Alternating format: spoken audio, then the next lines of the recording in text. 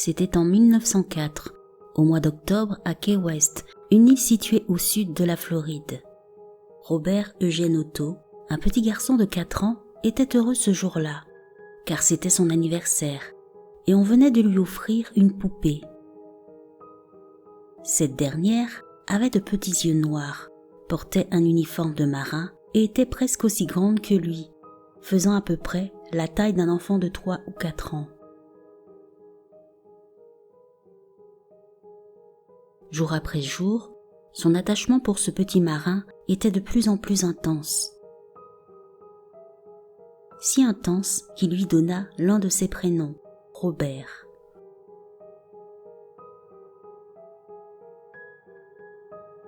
Ces deux-là ne se quittaient plus. Désormais, ils partageaient tout. Les sorties, les voyages, les repas. Les deux inséparables dormaient aussi ensemble et Robert était présent même lorsque Eugène prenait son bain.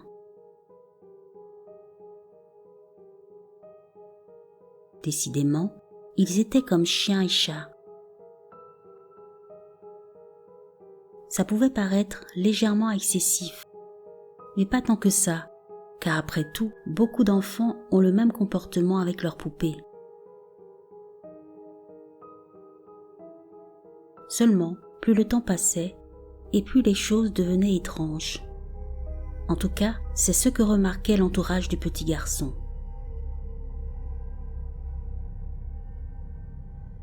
Lorsque Eugène jouait dans sa chambre avec son ami Robert, on entendait des rires et des conversations. Et logiquement, on pouvait penser que l'enfant faisait les deux voix à tour de rôle, la sienne et celle de la poupée pour s'amuser. Pourtant, un jour, ses parents entendirent une voix étrange qui ne paraissait pas être celle de leur fils, mais plutôt celle d'un homme. Une voix grave que Eugène aurait eu du mal à imiter.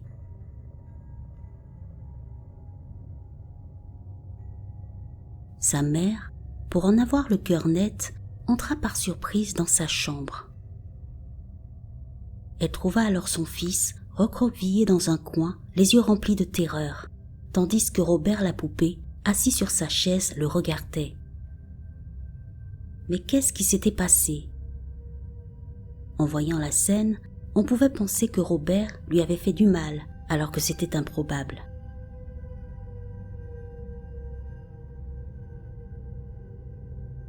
Par la suite, les choses n'ont fait qu'empirer. En effet, presque toutes les nuits, on pouvait entendre, venant de la chambre du petit garçon, des cris et des bruits effrayants. En ouvrant la chambre, on trouvait les meubles renversés, les jouets d'Eugène éparpillés au sol et cassés.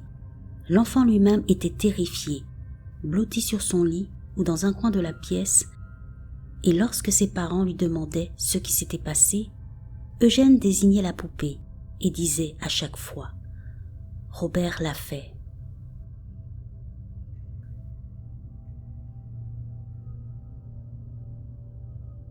Les parents, déconcertés par la situation, ne savaient plus quoi faire.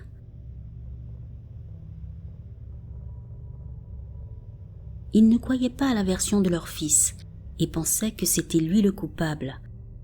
Alors ceux-ci décidèrent de le punir. Mais malgré ça, les choses ne changèrent pas, bien au contraire. On entendait souvent des bruits étranges, comme des pas d'enfants, ainsi que des rires dans la maison, alors qu'Eugène était profondément endormi. Travailler dans cette demeure devenait de plus en plus difficile pour les domestiques. Ces derniers retrouvaient les chambres d'amis où personne ne rentrait saccagées.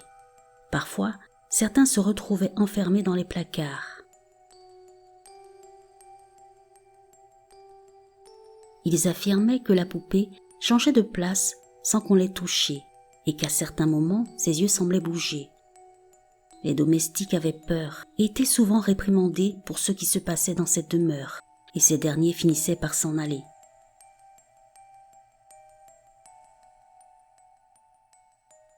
Dans le quartier, la rumeur s'étendait, et certains voisins, en passant devant la maison, ont affirmé avoir vu la poupée se déplacer d'une pièce à l'autre et les observer à travers les fenêtres.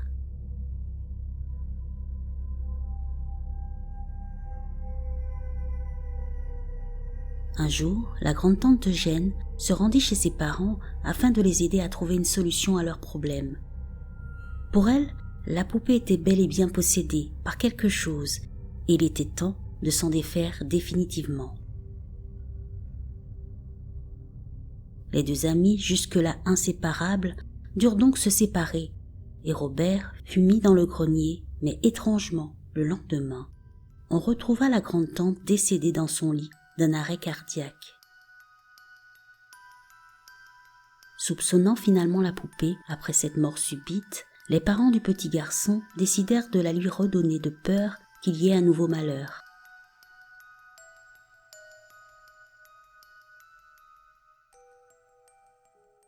Les années se succédaient et le jeune Eugène était devenu un homme. Artiste dans l'âme et passionné de peinture, il quitta l'île de Key West pour étudier à l'Académie des Beaux-Arts de Chicago. Lors d'un voyage à Paris, il rencontra Annette Parker, une pianiste de talent, qu'il finit par épouser le 3 mai 1930. Après les études d'Annette, ils regagnèrent les États-Unis et s'installèrent à New York. Malheureusement, peu après, la mère d'Eugène tomba malade et celui-ci dut retourner à Key West avec sa femme dans la maison familiale.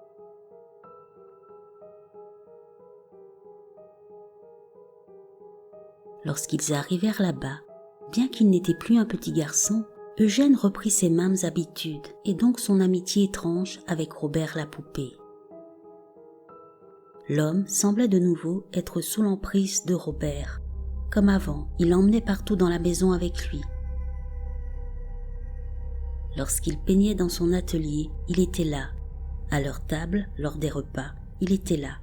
Et pire encore, le soir, il dormait dans leur chambre, assis sur une chaise à côté du lit conjugal. Sa femme n'en pouvait plus de vivre ainsi, surtout que Eugène semblait porter plus d'intérêt à son ami Robert qu'à elle, sa propre femme.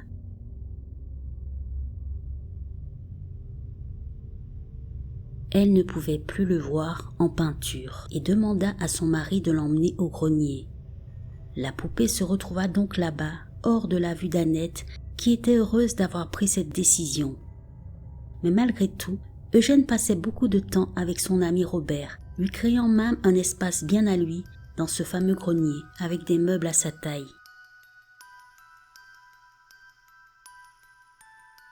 Bientôt, on entendit à nouveau des bruits de pas la nuit et d'autres phénomènes étranges dans la maison. En 1974, Eugène meurt. Après son décès, sa femme décida de quitter la demeure de Key West.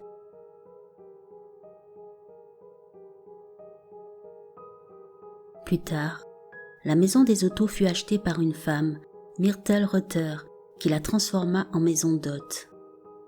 Elle y resta durant 20 ans avec Robert. Ce dernier n'était pas aimé des visiteurs, qui disaient que le visage de la poupée semblait changer d'expression et que parfois elle disparaissait pour réapparaître ailleurs. Il disait aussi entendre des bruits de pas et des rires d'enfants.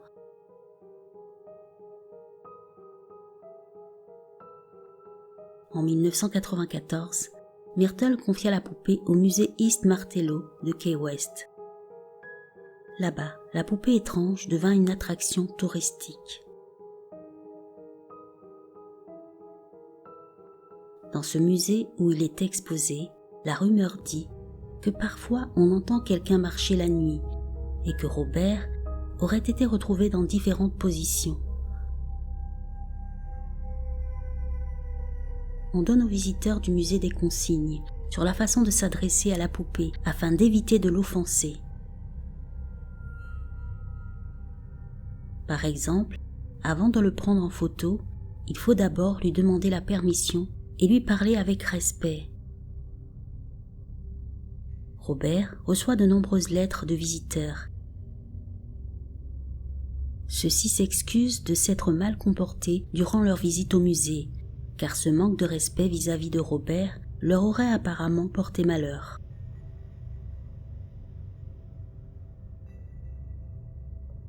Alors cette poupée est-elle vraiment hantée ou maudite? Dites-moi ce que vous en pensez en commentaire. Et si vous avez aimé cette vidéo, n'hésitez pas à liker et à vous abonner. Ça fait toujours plaisir. À bientôt.